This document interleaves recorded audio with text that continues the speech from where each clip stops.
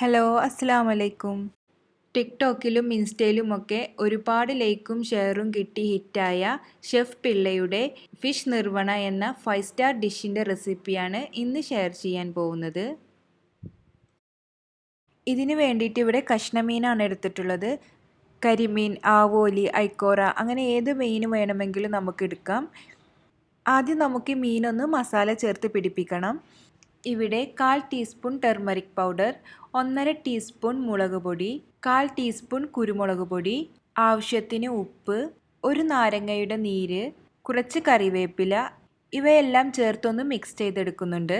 പിന്നെ ഇതിലേക്ക് 1/2 ടീസ്പൂണോളം ഇഞ്ചി വെളുത്തുള്ളി പേസ്റ്റ് കൂടി ചേർത്ത് കൊടുക്കുന്നുണ്ട്. ഇത് നിർബന്ധമില്ല, നമുക്ക് നോർമലായിട്ടുള്ളൊരു ഫിഷ് ഫ്രൈ ആയാലും മതി. എല്ലാം കൂടി നല്ലപോലെ മിക്സ് ചെയ്തതിന് ശേഷം നമുക്കിത് മീനിലോട്ട് നല്ലപോലെ പിടിപ്പിക്കാം.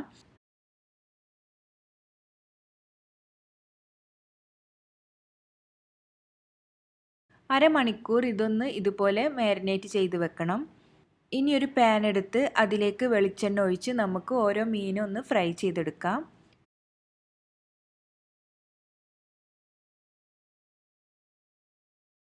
മീനെല്ലാം പൊരിച്ച് മാറ്റിയതിന് ശേഷം നമുക്കൊരു മൺചട്ടി എടുക്കാം. ഇത് ഗ്യാസിൽ വെച്ചൊന്ന് ചൂടാക്കിയതിന് ശേഷം നമുക്ക് ഇതിലോട്ട് വാഴ ഇല വെച്ച് കൊടുക്കണം. ഒന്ന് വാട്ടിയ ശേഷമാണ് ഇത് വെച്ച് കൊടുക്കുന്നത്. ഇതുപോലെ 2 പീസസ് ആയിട്ടാണ് വെച്ച് കൊടുക്കുന്നത്.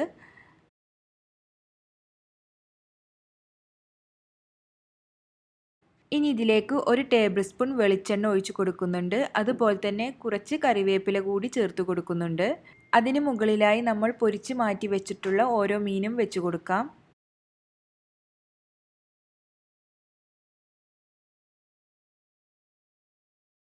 ഇനി ഇതിലേക്ക് നല്ല കട്ടിയുള്ള തേങ്ങാപ്പാൽ ഒഴിച്ച് കൊടുക്കണം. 1/2 കപ്പൊക്കെ ഒഴിച്ച് കൊടുത്താൽ മതിയാവും. 2-3 പച്ചമുളക് കീറിയത്, ഒരു ചെറിയ കഷ്ണം ഇഞ്ചി ചെറുതായി അരിഞ്ഞത്, കറിവേപ്പില, കുറച്ച് കുരുമുളക് പൊടി, ആവശ്യത്തിനുള്ള ഉപ്പ് ഇവ കൂടി ഇതിലേക്ക് ചേർത്ത് കൊടുക്കാം. നമ്മൾ ഫ്രൈ ചെയ്ത് വെച്ചിട്ടുള്ള മീനിൽ ഓൾറെഡി ഉപ്പുണ്ട്. അപ്പോൾ ഈ തേങ്ങാപ്പാലിലേക്ക് ആവശ്യമായിട്ടുള്ള ഉപ്പ് മാത്രം ചേർത്ത് കൊടുത്താൽ മതി.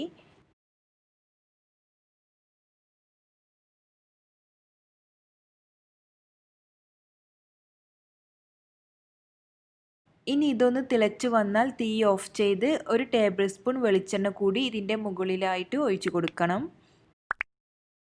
ഇതിന് ശരിക്കും ഇത്രയ്ക്ക് ഗ്രേവി ആവശ്യമില്ല. നമ്മളിത് അപ്പത്തിൻ്റെ കൂടെയാണ് സെർവ് ചെയ്യുന്നത്, അതുകൊണ്ടാണ് കുറച്ചധികം തേങ്ങാപ്പാൽ ചേർത്തത്. 1/2 കപ്പ് തേങ്ങാപ്പാൽ മതിയാവും. നമ്മൾ 3/4 കപ്പോളം തേങ്ങാപ്പാൽ ചേർത്ത് കൊടുത്തിട്ടുണ്ടായിരുന്നു. ഇത് ശരിക്കും കറി ആയിട്ടല്ല, ഒരു സൈഡ് ഡിഷ് ആയിട്ടാണ് ഇത് കഴിക്കുന്നത്. ഒരു പ്രത്യേക ടേസ്റ്റാണ് ഇതിന്. അപ്പോൾ എല്ലാവരും ഇതൊന്ന് ട്രൈ ചെയ്ത് നോക്കുക, എന്തായാലും നിങ്ങൾക്ക് ഇഷ്ടമാവും. വീണ്ടും പുതിയ റെസിപ്പിയുമായി വരാം. ഇൻഷാ അല്ലാ. അസ്സലാമു അലൈക്കും.